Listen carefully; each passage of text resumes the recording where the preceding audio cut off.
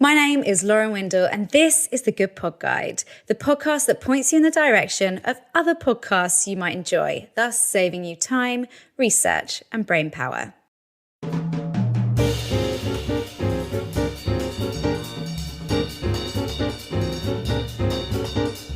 I've always thought of myself as quite clever, and I don't know if that's just in my head or if that's real, because I got good grades at school, but not like the highest grades at school. I wasn't like the absolute best at everything, or indeed anything. But I've always wanted, bear with me on this, to take the Mensa test, because I feel like that would vindicate my personal assumption that I'm kind of bright. But also, I'm afraid that if I take it and I'm not smart enough, I wouldn't be able to withstand the revelation that I'm just not as clever as I think I am. So I do know people who've taken it. Well, I only know people who've taken it and passed, but that's probably because the ones who don't pass decide not to share that information. I'm just wondering if actually ignorance is bliss when it comes to my level of intelligence, which is probably an example in itself of why I should not take the Mensa test. The fact that I think ignorance is bliss is probably not their mantra. Anyway, right, speaking of clever, today's podcast is Intelligence Squared.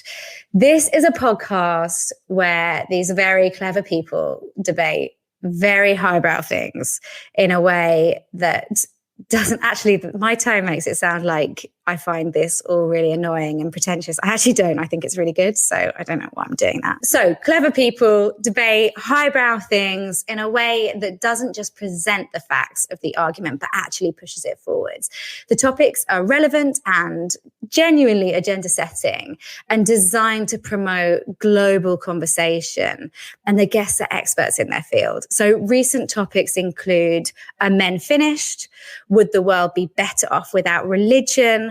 Was big tech right to dump Donald Trump? Obviously referring to Twitter blocking his account. I listened to one episode where one expert was discussing the merits of growing meat substitutes in a lab using solar power as being a better use of land, as in covering the land with solar receptors, whatever they're called. That being a better use of the land than growing crops on it, which was a bit weird and a bit novel, but actually so interesting to hear discussed and hear the argument for. The hosts change around a bit, but the most regular host is John Donovan, and he is an author and correspondent for ABC News. They've been going for a while and they release episodes twice a week. So there's a big back catalogue of about 500 or so episodes. It's not my idea of easy listening.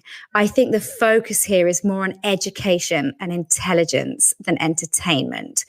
But it is thorough and, as the title may suggest, very intelligent. And the way that they explore these topics is groundbreaking. Like, it does push things forwards. And I really like that it's not just presenting the facts, but it offers sort of balance and progression. And it gives an equal voice to opposing views, which is great as well. I think in a world where we're often stuck in our own echo chamber, it's about time we allowed ourselves to explore the complexities of these contentious issues and examine them from all angles.